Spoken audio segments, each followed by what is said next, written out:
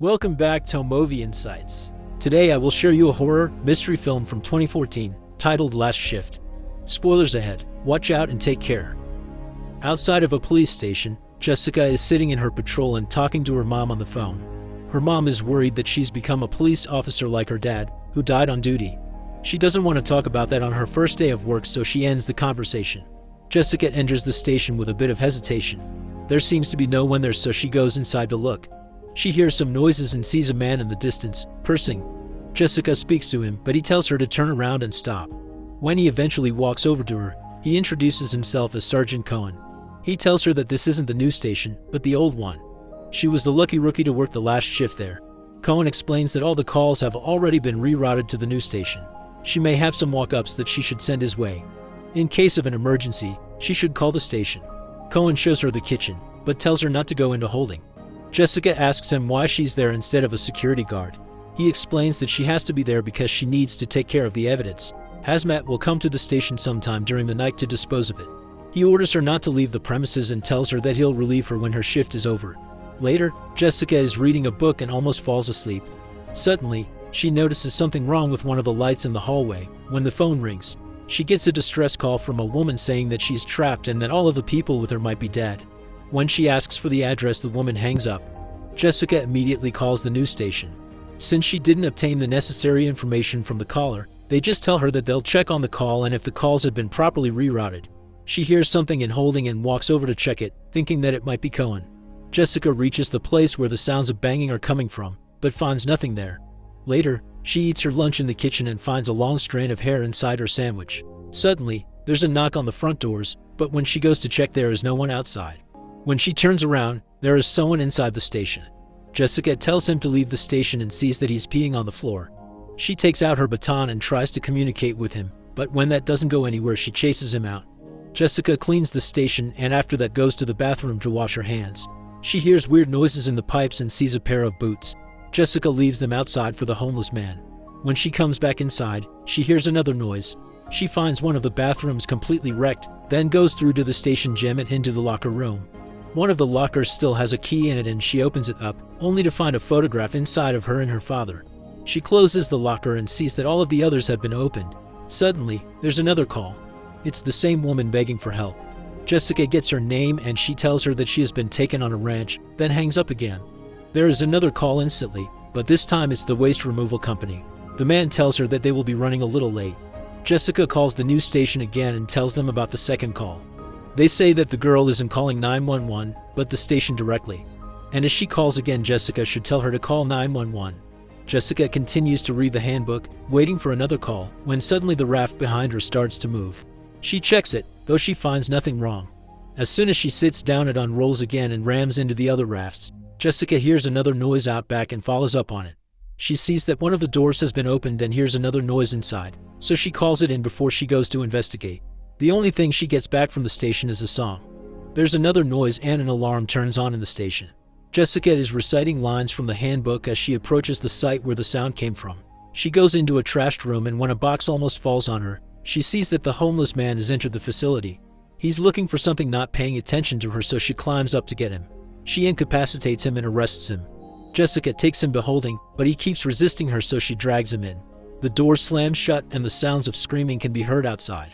The man assaults her and she stuns him. Jessica realizes that she's locked in the cell and calls for someone to open the door. A strange face appears on the window, scaring her to drop the flashlight. Suddenly, the homeless man has the flashlight and he's aiming it at her. She reminds him that she's armed. The flashlight lights the corner to reveal the homeless man still unconscious. Jessica asks who's in there with him. A child's voice can be heard. She bangs on the door again and the voice asks her if she wants to get out of there alive. Jessica asks for her flashlight. Then everything goes dark again and two figures are seen next to her.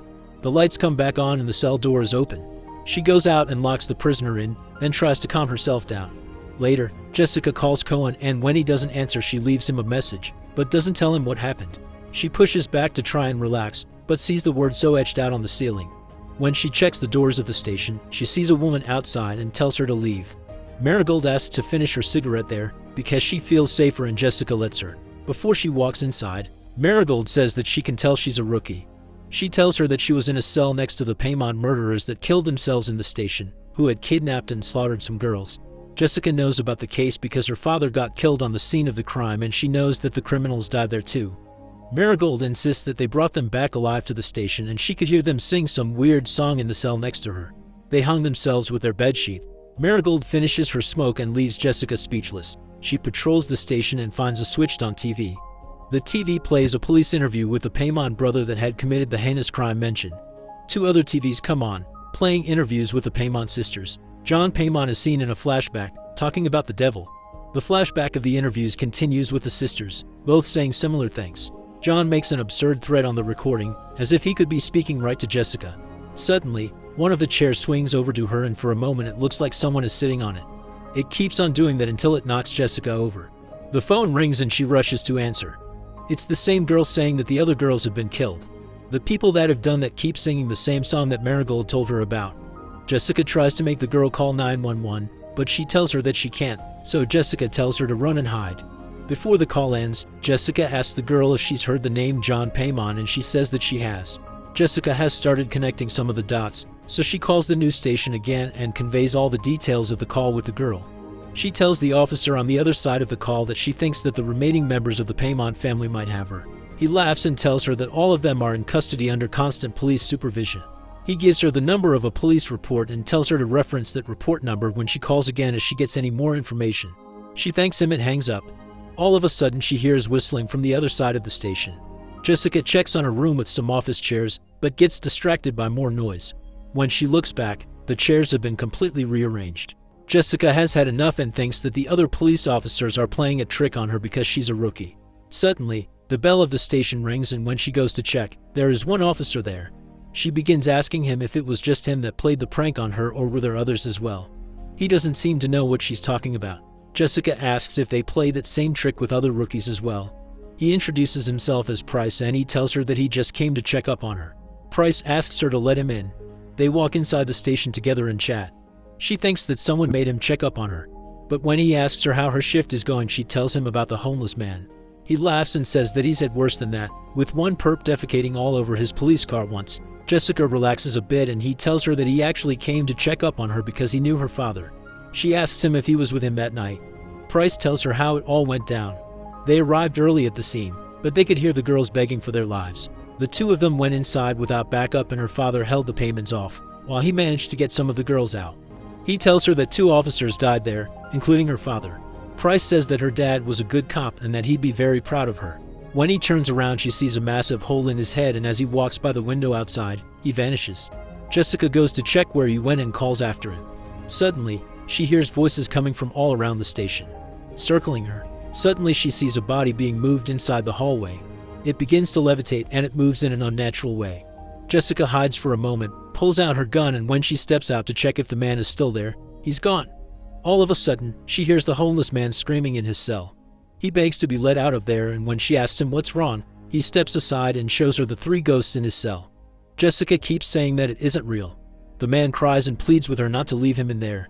She hears the song again and when she reaches the place where it's coming from, she sees a group of girls sitting in a circle and singing. The ghost girls turn around to face her with bloody sheets on their faces, while their reflections look normal.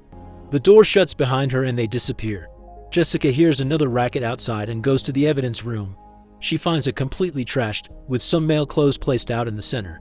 Jessica runs over to the phone and calls Cohen. He asks her why she's calling him and she tells him that she thinks she's seeing things. Jessica doesn't think she'll be able to finish her shift. Cohen belittles her about being afraid and asks her again if she'll be there by the end of the shift. Before he hangs up, he tells her not to call him again. She calls the waste disposal company to ask when they will be there. When the man tells her that he's not sure, she tells him that she'll be waiting for them outside in her squad car. Jessica leaves the station, but the phone rings so she rushes inside. It's the girl again telling her that she's escaped. She tells Jessica that she sees some kind of sign and Jessica keeps her on the line while calling dispatch from her cell phone. The girl says that she knows that she's going to die and Jessica asks her if there is something she could use as a weapon. She disconnects again. Jessica calls the news station and references the number that was given to her earlier.